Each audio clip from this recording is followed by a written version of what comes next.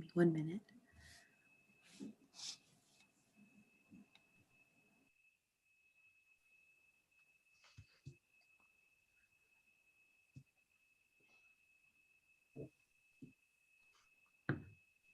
Okay.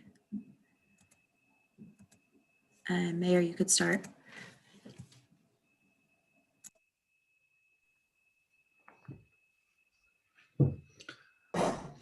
Welcome everyone to the regular Board of Trustees meeting for Tuesday, March 23rd, 2021. Is there a motion to open the meeting? Trustee Patino, second Trustee Sullivan, all in favor? And that meeting that's approved 6-0. As I do every week, we go over how to view the meeting. It's posted on our website and it is attached to the directions. It's attached to the agenda, but I will read it again very quickly. During this pandemic crisis, our statutory board meetings will be conducted remotely. You'll be able to participate via Zoom, by internet, or by telephone. The videos can also be viewed after each meeting on YouTube and will be posted on the village website. If you have a comment, question, or concern which you would like to make, please email the village clerk by 3 o'clock on the Monday before the meeting. Be sure to include the meeting date and agenda item you would like to discuss. Send comments to the village clerk at ldraper@dobbsferry.com.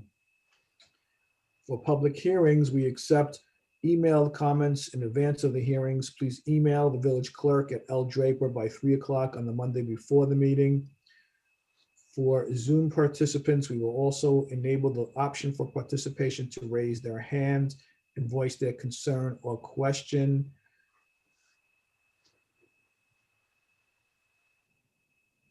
To join by phone, you simply call the number indicated in the Zoom invitation for that particular meeting. You will be automatically muted when you are on the call.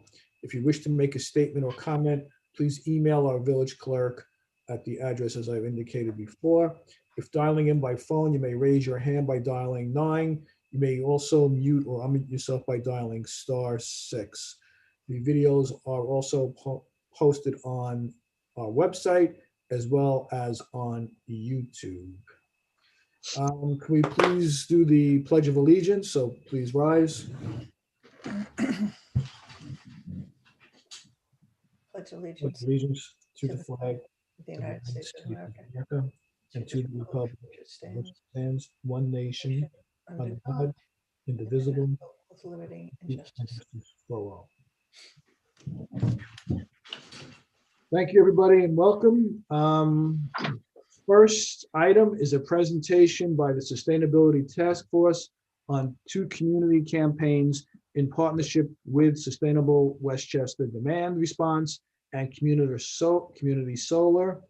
Jan, is there anybody here to speak on that? Yes, I'm just adding them as panelists now. Patty, can you hear us? And Linda, can you hear us? I can hear you. We can hear you. You can see me. And we can see you, yes. So I guess I'm starting this off. We're going to present 2 things that we're hoping that you'll consider this evening.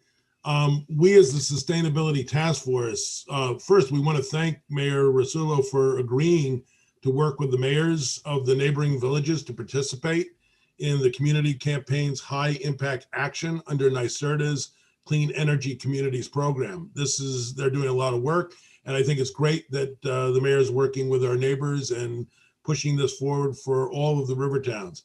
The community campaigns are an effective way to encourage the adoption of new, innovative technologies to generate value and savings for consumers while advancing New York's clean energy goals.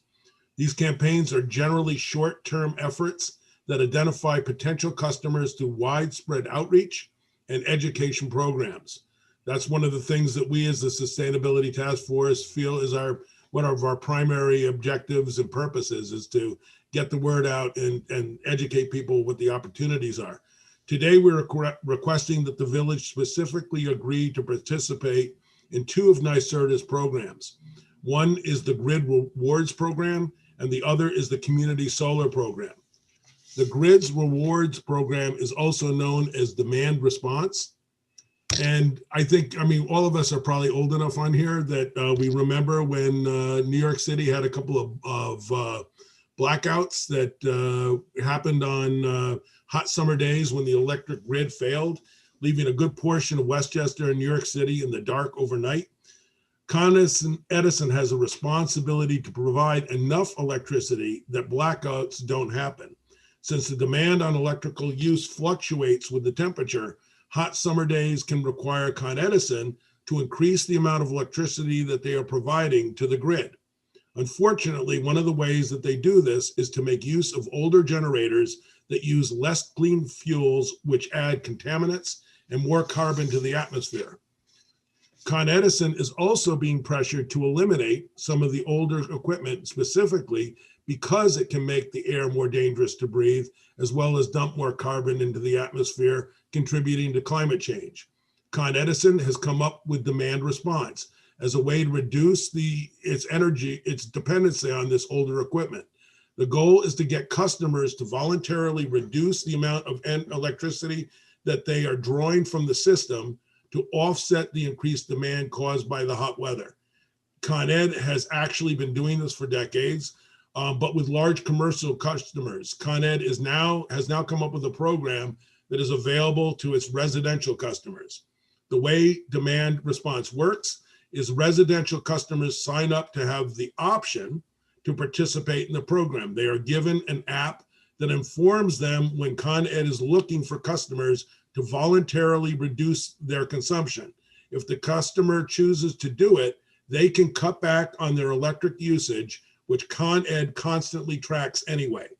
When a person who has signed up as a volunteer gets the notice on the app, they can then cut back on the electricity that they're using, which helps Con Ed avoid having to turn on their old equipment or maybe lessen the time period during which it has to be running. And Con Edison pays their customers to do this.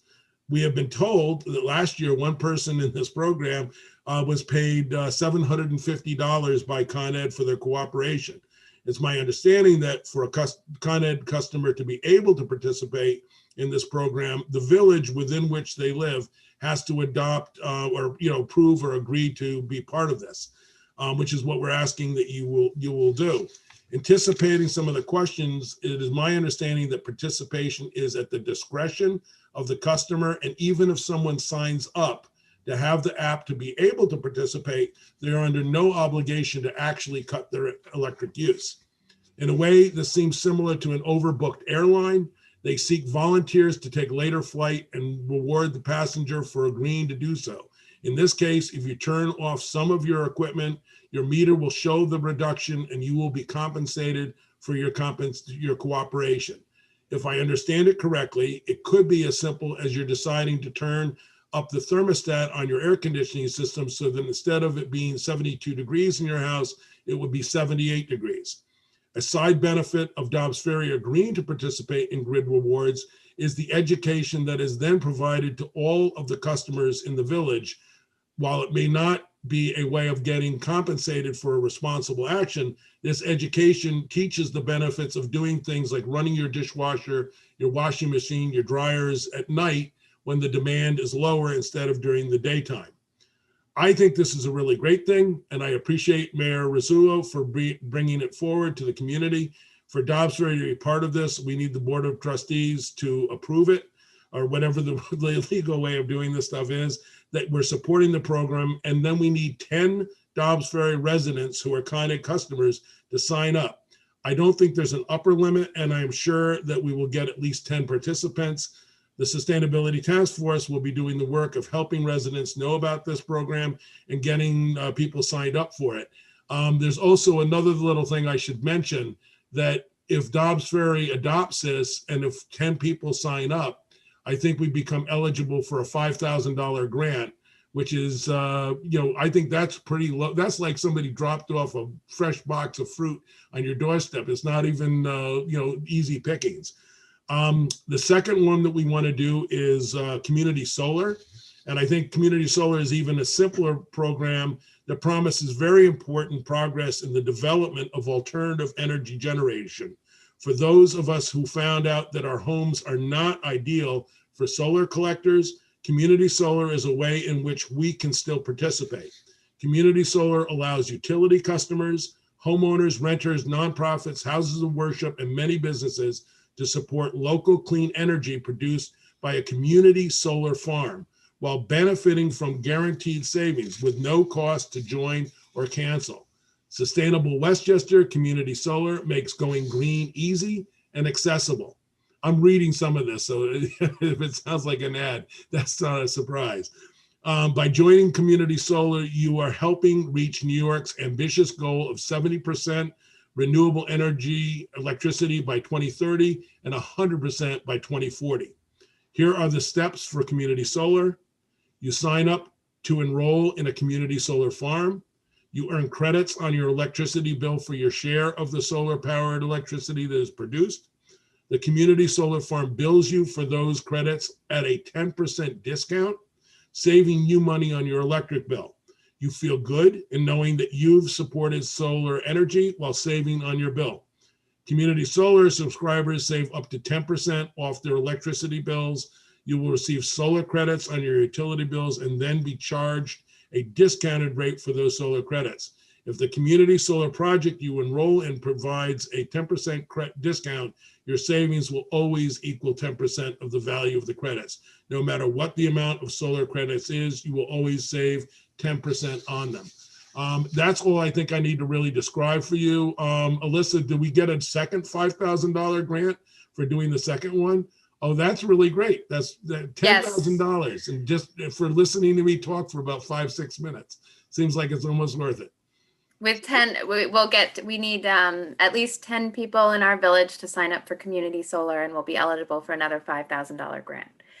It's sort of I think it's a no-brainer because everybody gets to reduce their energy or support renewable energy while saving money on their energy bills. It's a really easy lift.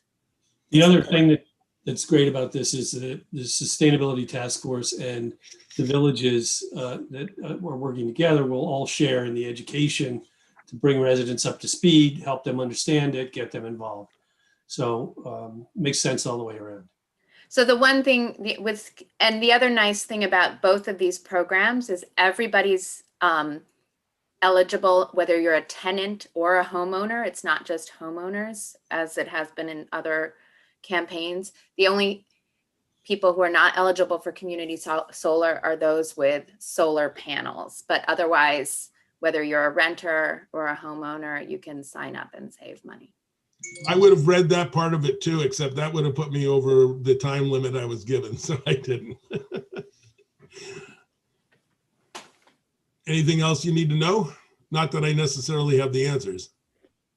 So what's the next step? We adopt it tonight, and then we get the word out to people so they could get information and sign up, correct? Yep. Sustainability Task Force is raring to go. They're all revved up about this and very excited by this opportunity.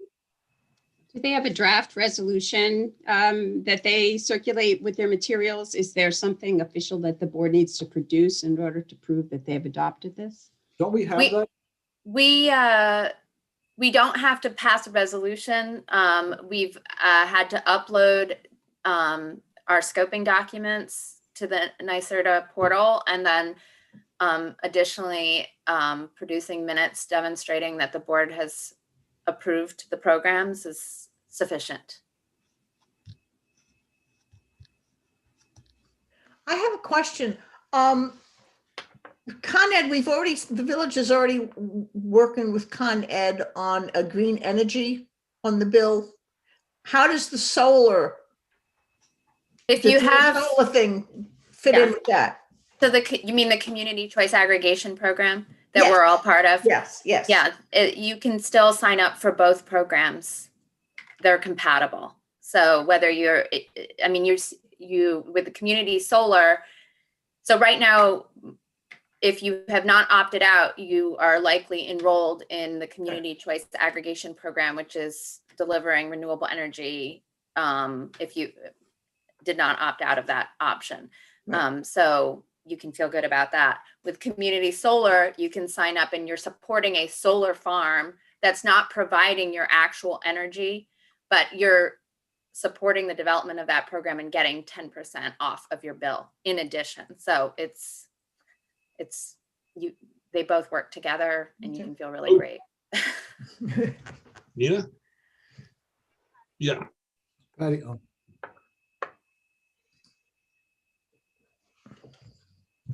Okay, any other comments? Thank you, Patty. Thank you, Sustainable Task Force. Thank you, Larry. I know I met with them, and it may turn out to be a real contest with the other villages, and I may have to do something crazy if we don't win. Like I may have to wear a Hastings t-shirt at a board meeting if they beat us. So we have probably the largest population, so let's get that out there and beat all the other communities. I love a contest. Yeah. Yeah, I'm sorry I took that call in the minute. It was Nina calling, and I was afraid that I had said something terribly wrong. But she was actually asking me if I needed any information to give the presentation. I said, I think we're done. So cool. Thank you again, and I appreciate everything. And hopefully we'll all work together well on this, and we'll get some people to sign up. So, and $5,000, $10,000 to the village is a great, beautiful thing. So thank you. Yep, great. Linda, I think you're going next on your presentation for the STF. Yeah.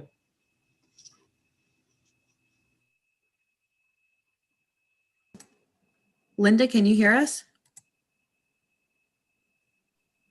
But I'm not presenting. Jennifer Murphy's presenting.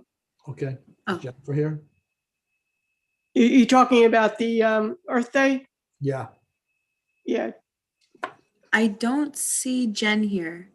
If you're here, can you raise your hand, please?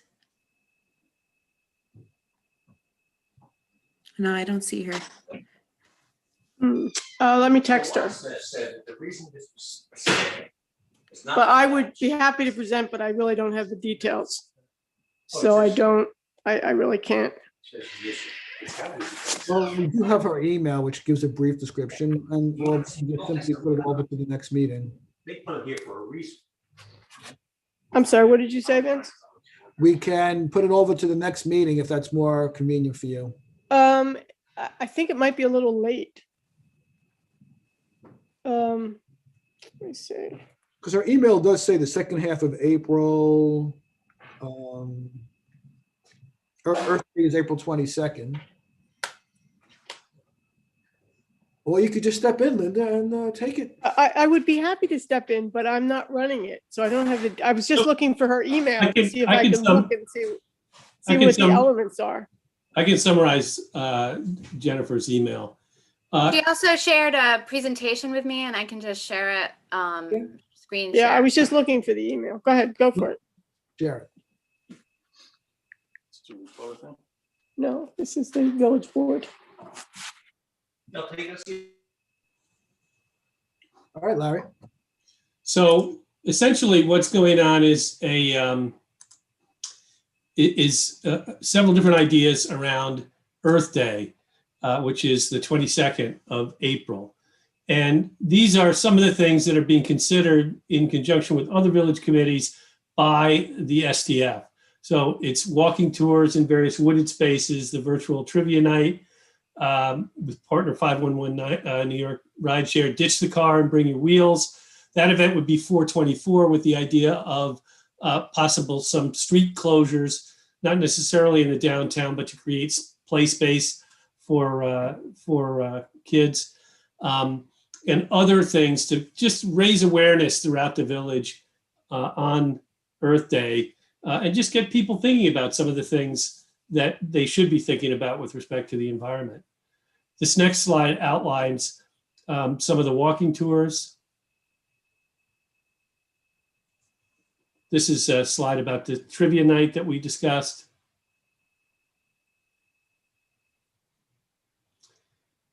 And here's basically using the parking lot at Cedar and Palisades to come into town and to both to walk through town and then, to basically have some fun in that parking lot.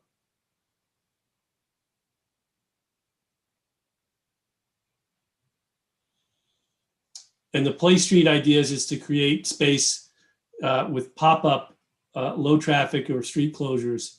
And this is, you could see a couple of pilot neighborhoods are being discussed for the 18th of April.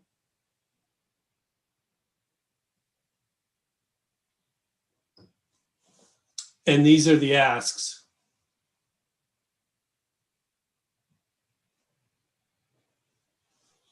So whether we do this at this meeting or the next meeting, at least the board has gotten a heads up as to what is being considered. Okay. Thank you. Thank you, Linda. Thank you, the STF. And I see Jessica says she can talk about the Play Streets part if we need it. Do we need anything further on it?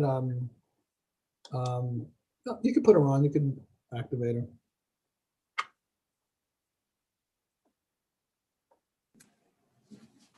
Jessica, can you hear us?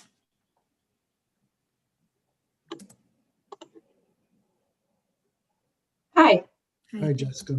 Sorry, I worked with Jen on part of this presentation, so I just wanted to offer to answer any questions about the Play Streets if needed. The other ask that we did have is if we could get approval for at least the 2 pilot street closures today, then we can continue planning, alerting the neighbors, kind of doing our thing so that we're ready on April 18. And could you go over that again with, maybe I missed it, and I'm sorry, what the streets were and the time frame was? Yeah, so basically what we were hoping to do is repeat a little bit of what we did for Halloween. And both of those neighborhoods, the exact same streets have been closed for Halloween. One of them is Bellwood, all of Bellwood. And the other one is a part of Price Street and all of Chestnut Ridge Way. It's not a long street, which have been closed on Halloween.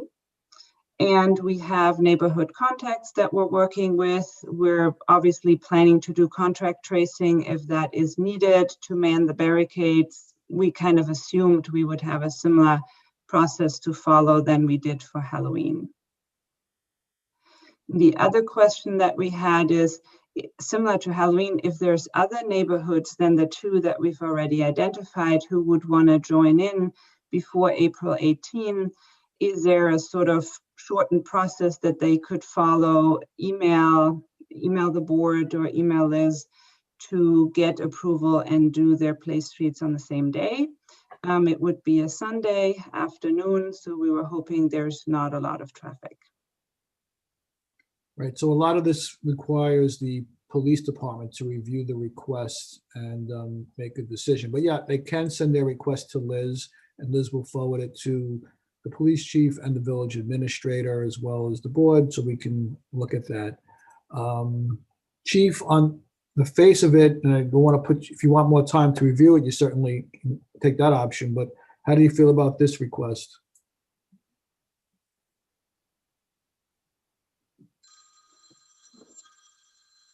On the face of it, I don't see any issues, although I'd like to take a look at the entire proposal as well as speak with the fire chief as well.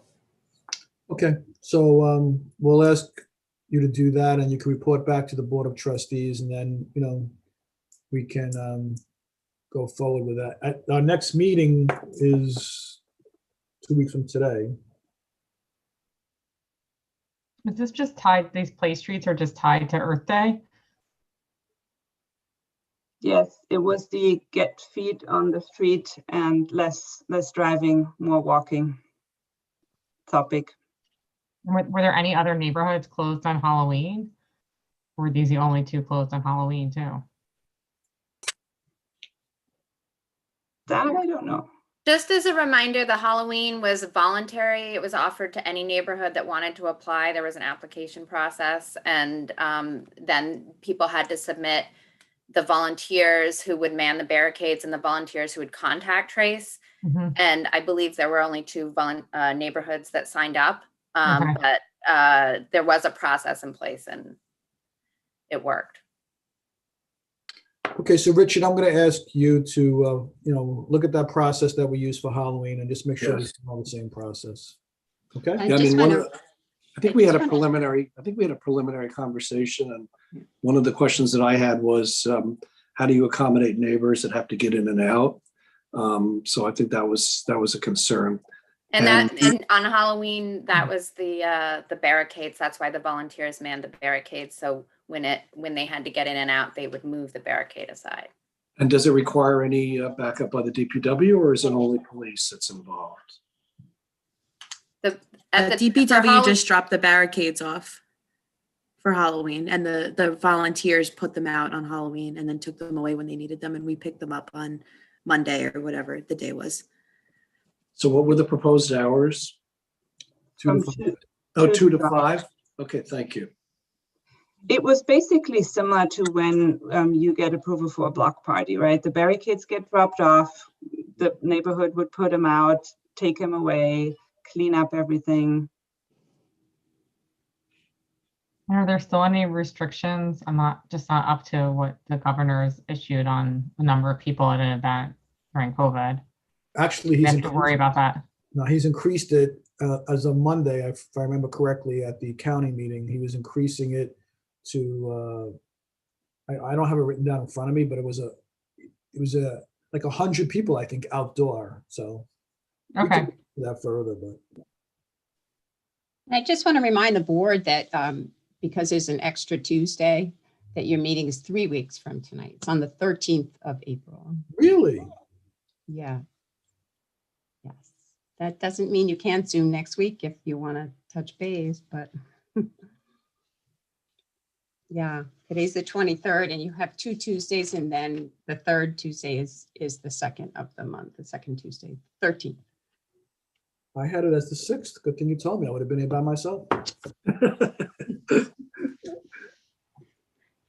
All right, so I would say treat it, I know it is awfully close, but if you treat it as a block party, we can discuss it among ourselves and get it out there if it need be. So let's give the chief time to review it with Richard. Thank you. Thank you. Okay. Okay, let's go to, I think we have a third presentation tonight, which would be by the Human Rights Diversity Task Force. Is anybody here to speak on that? If you are here, can you please, oh, there you go. Okay.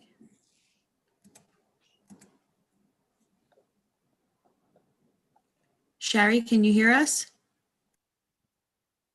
You're on mute. Okay. I can hear you, but you also need to, is Greta on too? She is. Yes, I'm Okay. here. Yay. Hello. Welcome, guys. Thank you. I know this is kind of last minute, but we did put out a new agenda, so everyone should be aware of who you are and what you're going to talk about. So I know you put a lot of time and effort, and very important task force. So the floor is yours. Thank you so much. Am I going to be able to share my deck? Sure, if you like. Great. So first of all, just wanting to really thank Mayor Rosillo for starting our diversity committee, Human Rights and Diversity Advisory Committee. We're really thrilled that we get to introduce ourselves to the Board of Trustees for the first time. And Sherry Rosen-Asher and I are co-presenting tonight as members of the training subcommittee. But we'd like to introduce the whole committee to you. Our co-chairs are Aisha Williams and Elizabeth Mendez. And we're very happy to have as our liaison from the Board of Trustees, Trustee Darazi. Our police liaison is Amanda Strobel. And the committee members, as you can see here, Sherry Rosen-Asher, who's here this evening with me, Cynthia Caracta, myself. We're not seeing your screen. If you think we're seeing your screen, we're not. Oh, my goodness. I thought it was just me, sorry. You have to share your screen at the bottom of the. Ah, sorry. I had the same thought, Shari. I'm Okay, I was like, maybe it's me. I don't want to say anything. So okay. You seeing There we it go. now? Yes. Yes. There we are. Okay. Great. Okay. So there you go. There we That's go. what I'm reading from. Yeah. Our members here, including myself and Tiffany Gordon, Christina Ha, Stu Hackle, Kevin Messam, Nitin Gupta, and June Y. A very diverse group of committee members in ethnicity, age, race, and even in our length of residency here in the village. We have newcomers to the village and folks who have been here for decades. So much thanks to the mayor for putting us together and for Trustee Dirazi for getting us on the agenda this evening, and for the whole board for being available for our proposal tonight. Sherry and I are here to be presenting both the committee and our mission statement here, and also some proposal for training. So I want it's very important to us that we be able to explain who we are, you know, what we do, where we're going, what the focus is. But unlike other committees that may exist in the village, this is a very not only broad topic, very deep topic, very personal topic, very sensitive topic, and we all come at it from our own perspectives and experience. So we did draft a mission statement to help give some clarity, but it is, we think, still a work in progress, because the more work that we do, the more things will become clear to us. So we see this as kind of our roadmap for going on this journey, which has been uncharted in the village so far. So the mission of the Dobbs Ferry Human Rights and Diversity Committee is to foster a welcoming and unified village for all community members by encouraging mutual respect and recognition of our diversity and commonalities, advocating for human and civil rights, and understanding and eliminating barriers to equity and inclusion. As advisors to the mayor and the board of trustees, we will work to educate and build initiatives to promote acceptance, equity, and harmony within the village. Thanks, Sherry. Yes, I can read. Okay. So introducing our committee and our mission statement, and then we're moving along with our recommendations for training. And I'm going to just interrupt for a minute to just say that one of the reasons we're focusing on training is because it's very important. It's at the basic understanding of who we are, and to get to this level of respect is going to be through this education process. And we all identified as a committee that this was going to be our number one agenda item for the committee.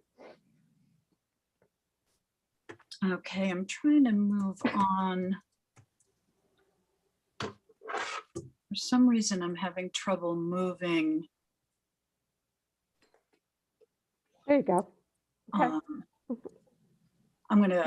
Yeah, for some reason, my other view isn't showing. So the desired objectives of our training, in some of our first conversations when we got together at the end of last year, and we were thinking about our mission and our purpose and what we could be doing in the village, one of the first conversations that we had was about getting more training and getting training for ourselves as a committee. And then we were thrilled to hear that the village as a whole was thinking of the possibility of getting training for all village employees, also the board of trustees. So we moved forward with these desired objectives of training as we went into our research. We thought that number one, what would really serve the village is a foundational understanding of some of these really complex issues around human rights, diversity, implicit bias. And we thought that any training would have to give us that kind of foundational understanding and a common knowledge, a shared language. We also thought that it would be really important for training to be able to be strengthen our muscles around dialogue and discussion in the village. And in doing so, also strengthen our working relationships and partnerships throughout the village. So that was the second objective of training that we were looking for.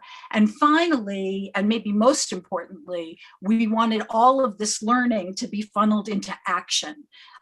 What can we do and what kind of roadmap can we create for the village so that we can reach some of these goals around inclusivity and a more equitable community. So these were the objectives that we focused on as we went into our training research. And we're very fortunate that this committee is made up not only of diverse people, but very well educated and experienced people, people with backgrounds in education and management and government and leadership, and who have been in positions where they have had to, research different vendors and different educators and different organizations. So through our vetting process, we looked at all of these various things that you see on the screen, and we identified what we felt were the three most important. Number one being the expertise in diversity and inclusion, and looking for an organization or a trainer or person that really had true expertise in this area. This is a very complex topic, and one that needs to be nimble, but also needs to be firm at the same time, because there are, as Greta said, some foundational things that need to be learned. And we didn't necessarily want someone to give us a history lesson, but we wanted someone who really had an expertise in all that matters. We also wanted someone who could understand our village. And we wanted to look at an organization that had a certain local expertise as well, because if all their experience had been in, Saskatchewan, Canada, that wasn't necessarily going to be something that was going to be applicable to us.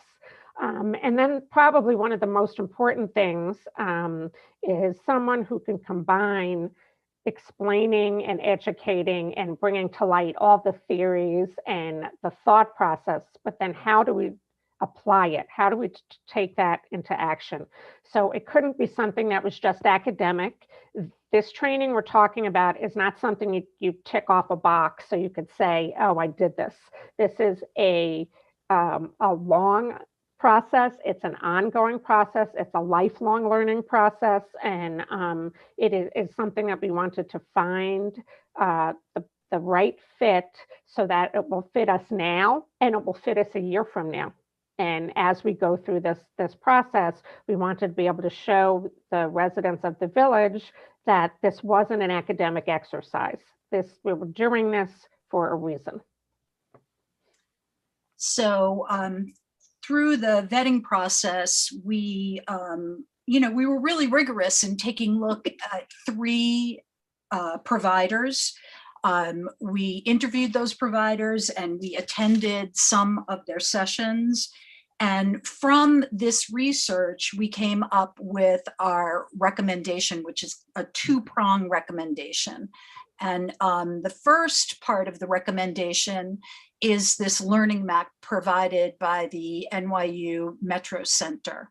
And I know there's a lot on that page, so we don't expect you to read every single item or bullet on this page. But some of the most important things we think you should know about this learning map is that, first of all, you can see the Metro Center's deep expertise in DEI just from looking at this map. Their expertise in diversity and equity and inclusion. And I think what's most important is, as Sherry mentioned before, this is an ongoing process. It's not one and done.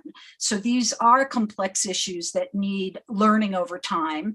And we have sessions that are parsed out over the year that will really support a deep learning for all those who participate. The second thing we really loved about the NYU Metro Center is that they have their ability to tailor their learning to the different departments within the village. So there's not going to be a one size fits all for, say what our committee needs versus what the Board of Trustees might want versus what the DPW might need in their training. So we felt that their consultative approach would really lend itself to a lot of tailoring to different factions within the village. And then finally, the New York Metro Center already has a relationship right here in Dobbs Ferry with one of the biggest stakeholders of the village. The Dobbs Ferry School District is already working with the NYU Metro Center. So we're building on an existing partnership. There's already a lot of synergy and there's a lot of understanding of Dobbs Ferry, our village. So that's part one of our recommendation is the New York Metro Center. Part two of our recommendation is something called GARE, which is bias and diversity training that is specific to municipalities, specific to government. It is the one actually that the county is looking at that I know from my other life. And it is also one that's being used by other municipalities. It's very user-friendly. There is a wealth of information online. It too is nimble enough that it can work with different departments and different needs. It's very cost effective. It's a membership-based program.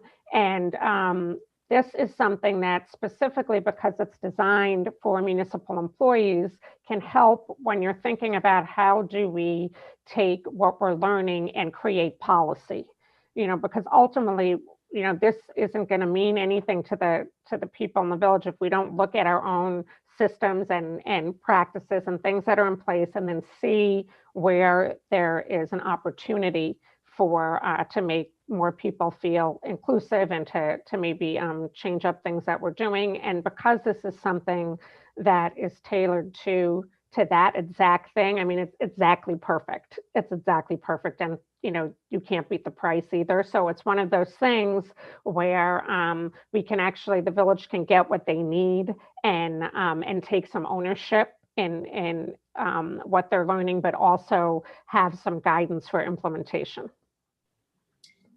So the final recommendation that we're putting.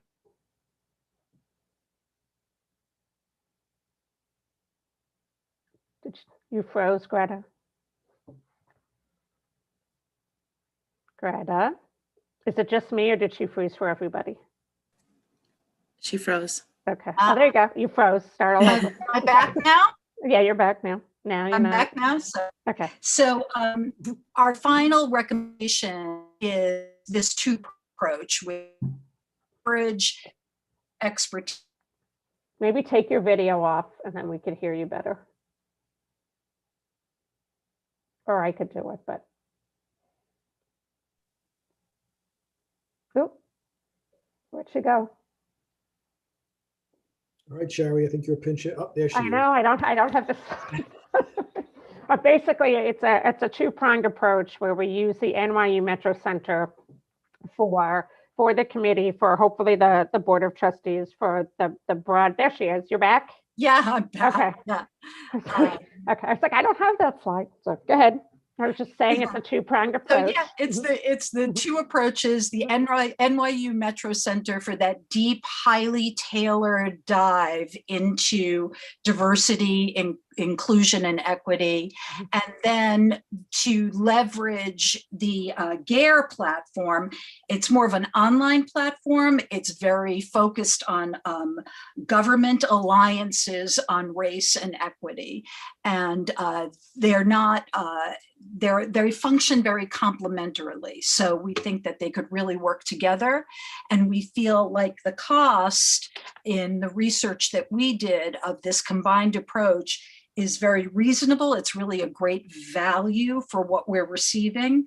And we have no doubt that the return on that investment is going to reverberate in ways that are really priceless for the village. So that is our recommendation. Thank you, guys.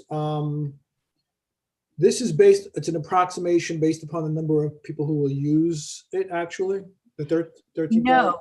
No, the GARE platform is $1,000, and I think it's unlimited, actually. And I think that's based on the population of the village. So, right, based on our village population. The 13,000 is based upon what? And that is based on, we put forward, I believe it was about 150 village employees, including our committee, the board. That's the price that we were given for 150. Okay, great. Thank you. So we'll talk it over. I know Richard also has been talking to you guys and also to investigating other programs. So we'll talk it over and then we'll go forward with it. Okay, there are a bunch of documents at the end of the presentation which show the other ones that we looked at if you want to, compare notes. And we also did anecdotal research of just asking people in neighboring villages and people in different places who have gone through different training, what their experience was with the training that they got. And so some of what we eliminated was based on kind of bad reviews and bad experiences and things. So. And Richard, you have some of that information. You have that information, correct? Yeah, we've had several meetings, and the committee shared their initial presentation and amended the presentation. I shared with them that, in fact, before my time, there's been discussions going on between all the river towns in order to do a consolidated training. And we always intended to train everybody from the bottom up and the top down. We thought that was very important. And I see, certainly a wonderful presentation, a lot of effort's gone into this. I also see a very big benefit in all the employees of the 5 communities having the same experience, so they'll be able to run into each other, compare notes, have comments. But that's a discussion and a decision for another day. Yes, so thank you, and I appreciate it. We'll get back to you on it. And I just want to say thank you again for your work. I know in the last week you guys put out a statement which the Board of Trustees joined. It was very well said, well done, and done very quickly. So thank you again for taking the time and the effort to be on this very important committee, and we'll continue to look forward to working together. So thanks. Thank you. Thank you, Mayor. Thank you, board. Great job, ladies. Thank you. Thank you. Okay, let's turn it over now to courtesy of the floor. Is there anybody who wants to speak? I don't see anyone with their hands raised, Mayor. Okay. Let's move to matters requiring action. Action item number 1 is to consider a resolution authorizing the mayor to execute an agreement with the New York State Department of Transportation for the Main Street project. Richard, maybe you could shed light on this, or maybe Laura Lee. This is Sure. Money into a place where we can have it there in case we decide to go forward. Yeah, I mean, there was quite a bit of work apparently that was done before my arrival and trying to repurpose a grant that the village had from several years ago, but that wasn't used. So there were conversations with the DOT to repurpose some of that money to go into the Main Street sidewalk project, since that project came in higher than originally anticipated. So this resolution basically will provide that these 2 grant opportunities are merged, and the village just has to show a source of fund for the 80% of the financing. And that can either come from debt service, or you can pull it from a contingency fund and then put it back once you're reimbursed by the federal government, which I had spoken to Jeff about. I think that's probably the way to go at this point. You can take it out of contingency or your fund balance. It'll require a separate resolution later, but it would only be a temporary until the reimbursement is had. It's a reimbursement grant. So you have to spend the money first and then you get reimbursed. This is not moving up the sidewalk project, which we had discussed maybe a month ago, in which you all decided to wait, try to get through this pandemic a little bit. So this is not moving that project up. It's just putting the funding in place and satisfying the DOT that basically you're extending the lifespan of the earlier grant to try to make it available for this project. Okay, so the resolution that I have has blank where it says is hereby appropriated from and to. Yes. So, And that's what we were just talking about earlier today. I had this conversation with Jeff, and you, Richard, has just answered this, where it's going to be appropriated directly from your budgetary function. It will not be appropriated from a band or a bond or, immediately. This is a reimbursement grant, so you'll have to outlay the entire dollar amount and then seek the reimbursement of the 550. And if for some reason you determine not to go ahead with the project for whatever reason, there's no downside to the village, except you will ultimately lose the grant funding. So this is not obligating you to go forward with the project. This is not really taking any of the next steps. It's just putting the financing into place so that the two grants can be held in abeyance while you give it some additional time for decision-making a little later this year, hopefully. Yes, and there's also a mistake in the resolution number. So I clarified that today as well with Jeff. The resolution that you're superseding or amending or adding to is incorrectly referenced in the resolution. And Jeff provided me with a copy of that today. It's 25-2019. That's your resolution number that goes in the opening paragraph. okay. So what you just sent me, I should kind of rely upon that? No, I just sent that's for the other action item on your pandemic operations plan. I'm sorry, my dog. The administrator had asked me to send that over as well, but that's a later action item. So the correct resolution will reference instead of the two resolutions in your detail, they will be replaced by a single resolution number 25-2019. And in terms of the two options at the end, which said where the source of funds would be coming from, Richard has clarified that it won't be a bond or a ban. So it'll be directly from, are we calling it capital funds? Are we calling it, what are we calling it, Jeff? It's going to come from unrestricted fund balance. There you go. Okay, so we're going to pass it tonight and you're going to fix it up, in other words, after we vote on it. Yes, I got the materials late that I wanted to get something in your packets, but upon further research and investigation and with Jeff's very capable assistance today, he provided me the rest of the information. And he clarified with Richard the source of the funds, and you're ready to go. Okay, any other comments or questions from the board before we put this forward? Okay, so is there a motion to adopt a resolution to authorize a supplemental agreement in connection with funding for the Dobbs Main Street streetscape improvement projects? Trustee DeRozzi, second trustee Patino, all in favor? And that passes unanimously. So thank you, everybody. Thank you, Laura Lee. Thank you, Richard. Thank you, Jeff.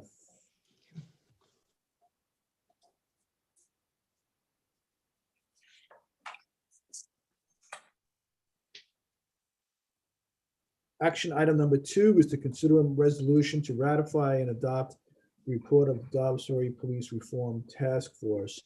As part of our packet, we have the draft of the resolution. We also have a 150-page report. And I also have to acknowledge there's an email from Stu Hackle dated March 17th, 2021, which has a few other suggestions or to clarify. So just at the outset, I just want to make it clear to everyone that the task force has been mandated by the governor. We've had 4 meetings on this as a whole: December 2nd, January 7th, January 28th, and March 15th. We held a public forum open to the public on February 25th. The subcommittees met at least once, more often than not in most cases, and we did an extensive survey where we got an extensive response back, I think over 400 responses. So we've have examined this issue. We've come up with a very extensive plan report.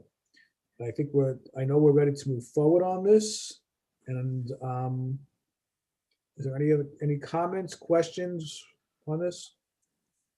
Mayor, I just wanted to mention that as a result of posting it and putting the draft plan on the webpage and whatnot, that you received a couple of comments, including some from members of the task force. You may want to just glance at them, or some of the trustees may want to bring up issues that were raised there. I just want to make sure that they're, that they were represented, because they went to the effort of sending over the emails. Right, so I did acknowledge Stu Hackles, and I do think, and I don't know if everybody has it in front of him, I don't know if Richard, if you've had a chance to look at it.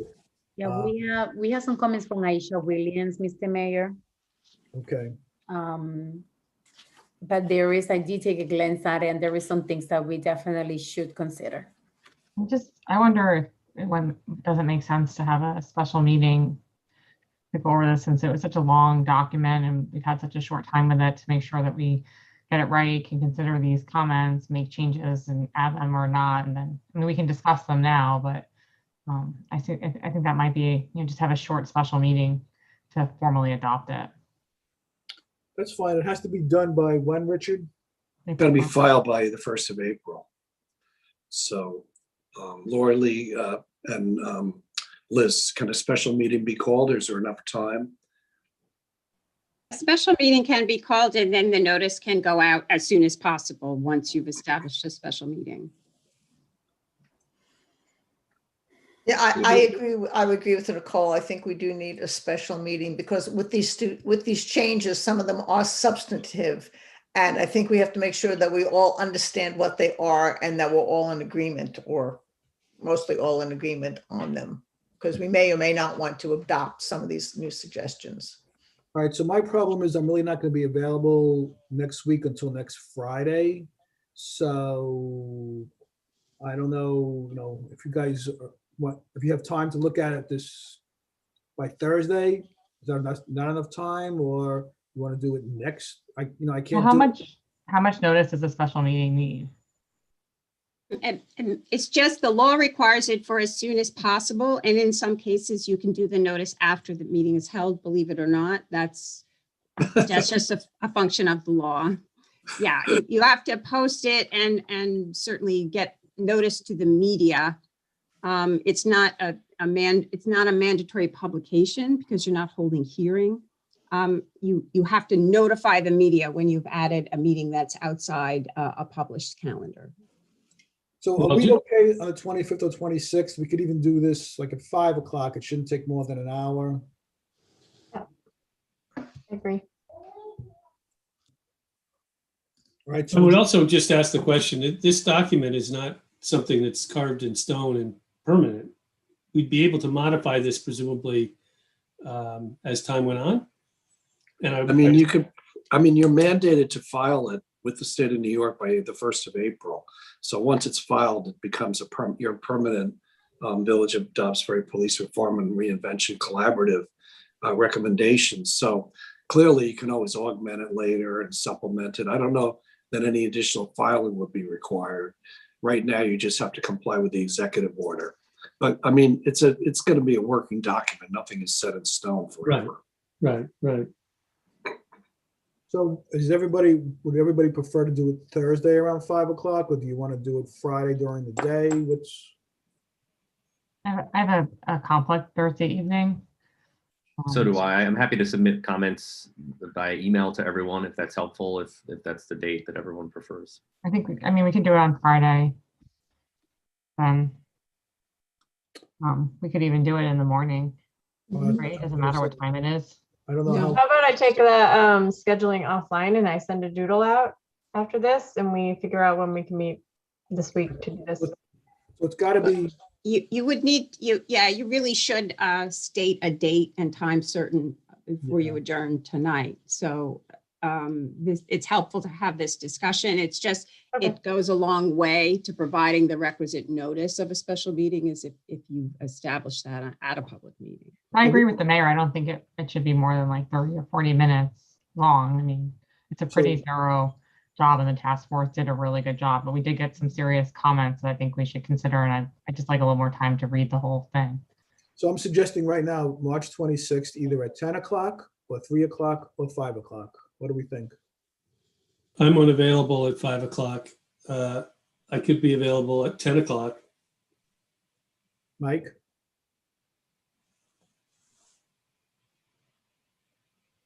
Ten or 5. Nicole? I can make 10 work. Christy? 10. Laura? Anytime that works, I'll make myself available. Donna? I'm fine either time. I prefer 10, but I could do 5 as well. Let's do March 26th at 10 o'clock. Okay. Okay. And I'll work with the clerk and we can get the notice to the media. Again, it's just you have to notify the media. It isn't a mandatory publication. Great, thank you. Mhm. All right. Thank you, everybody.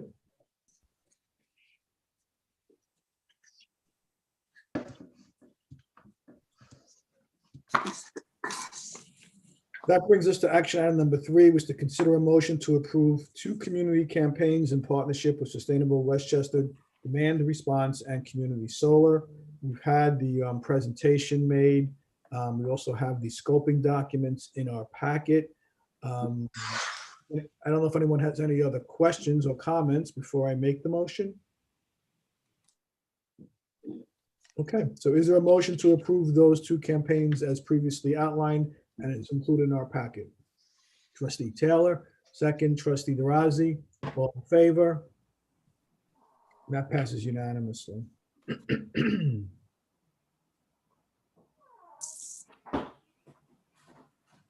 Consider a motion to approve the Village of Dobbs Surrey Pandemic Operating Plan. We have that in our packet, and Richard, we want to speak to that?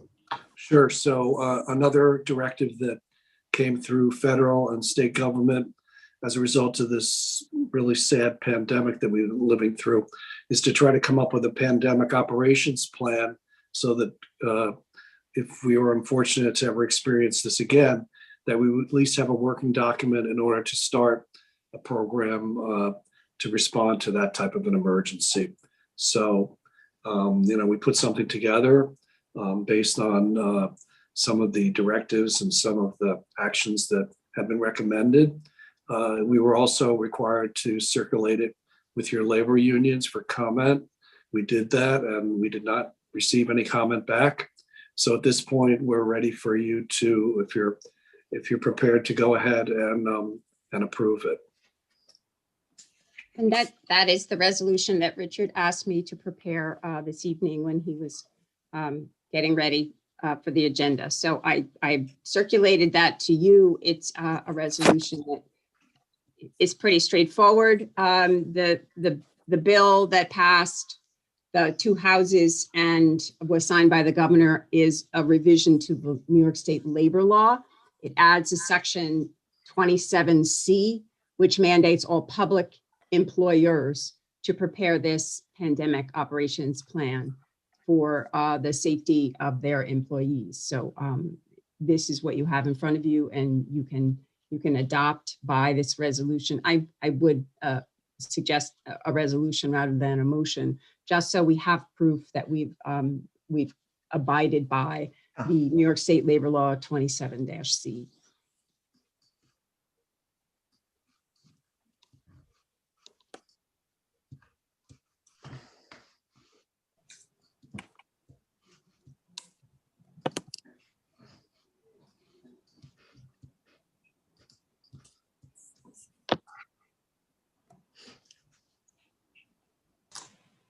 No one could hear me because I was on mute. So I do have it, and I will read it out loud. Resolution to adopt the Village Pandemic Operations Plan, whereas the Pandemic Operations Law, Chapter 168, enacted by the New York State Legislature and signed by the Governor in September 2020 into law as Labor Law, Section 27-C, all public employers are required to draft and adopt a pandemic operations plan for the continuation of operations in the event of a declared public health emergency involving a communicable disease. And whereas in accordance with the law, the village has prepared a draft plan, provided a copy to the village employee representatives for review and comment. Now therefore be it resolved that the Board of Trustees hereby adopts the Dobbs Ferry Pandemic Operations Plan and authorizes distribution of the plan in accordance with the law. Is there a motion? Trustee Sullivan, second. Trustee Cassell, all in favor?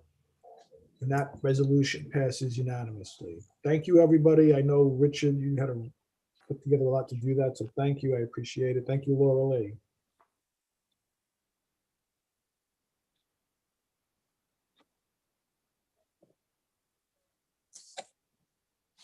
Action item number 5 is to consider a motion to authorize Police Chief Guevara to sign a renewal of the TRAX agreement with the Westchester County Department of Public Safety and the New York State Police. He submitted a memo dated March 11th, 2021, and he's here in person to talk about it. So welcome, Rick, and give us a little background. Good evening, everybody. Yeah, this is just a continuation of an agreement we have. This enables us to file our motor vehicle action reports and traffic citations electronically through the TRAX portal. So I'm just seeking permission to continue this agreement we have with Westchester County and the New York State Police. Okay, is there a motion to authorize the chief to go forward with this? I just had a question. Is that the only software we can use? Is it like preferred for a reason? And Yeah, that's the only thing that we have. Otherwise, it's we're going back to paper. okay. The hard copy. Nobody wants to go back to paper. No, not really. I think Trustee Taylor had his hand up for making the motion. Is that correct, Trustee Taylor? Second, Trustee Patino, all in favor? And that passes unanimously. Thank you, Chief. Action item number 6 is to consider a motion to approve the audit of claims as submitted and recommended by the village treasurer. Jeff, anything special that we should be aware of? Nope, just a normal audit, unless there's any questions. Okay, is there a motion to approve the audit? Trustee Taylor, second. Trustee DeRozzi, all in favor? That passes unanimously. Now we move to the minutes, which is part of our packet. Anybody have any questions or comments regarding the minutes? Okay, is there a motion to adopt the minutes of the meeting of March 9th, 2021? Trustee Sullivan, second. Trustee Nell, read my mind. All in favor? That passes unanimously. I abstained from the vote. I wasn't at the last meeting. Ah, good point. Okay, so that's 6-0 to 1. My standard statement, there's no legal obligation to adopt them by vote, so you're welcome to vote. If it's up to you. That brings us to the trustee liaison reports. The ZBA, zoning board. Nothing major. I think there was a deck on the agenda at the last meeting, so not much to talk about in that respect. Okay. Youth Service Council.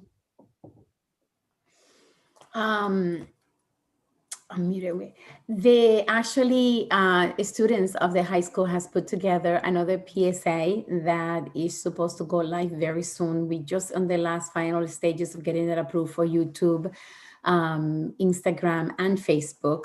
I am very much looking forward to see it because they have done a lot of work with it. And there is also, there was something else that was going on that I wanted to share. There's also actually about our diversity committee that just you all have the privilege of meeting right now. This is a very, very incredible group of people, and they put a lot of work for this presentation that you guys just saw. So they continue as they share, evolving and discovering a lot of things, as the committee gets formed. So you will be hearing a lot more about the committee and getting to know more about the purpose as we continue to discover new things and how to go about doing things to help the community be united. Thank you, Mariah. The CAB, Conservation Advisory Board. There are a few events upcoming. May 1st, there is a river sweep event for which members of the community can volunteer to help clean up the riverfront. I believe there is a similar endeavor on April 24th, which is the Sawmill River cleanup. They have had similar events in the past. There's also on April 10th I believe it's invasive species removal around Springhurst. And I am missing one. I know, I was just searching for it. There is another proposed event for which volunteers at the Dobbs High School can work at the Juring Preserve, again, to remove invasive species and set up some native planting elements. I believe that the CAB has its own website for those people who are listening and are interested in participating in one of those events. There should be information about them there. Thank you, Mike. AHRB, anybody? Nothing exciting over there. Okay. Any announcements by anyone? Okay, I just want to say that on behalf of the village, I attended the Asian Students Union rally in Ardsley on Saturday. It was extremely well attended. We not only did we rally, not only did the kids put on poems and songs, we also walked throughout the village with a lot of signs and enthusiasm. And I think it's made clear that everyone's feeling about this abhorrent behavior.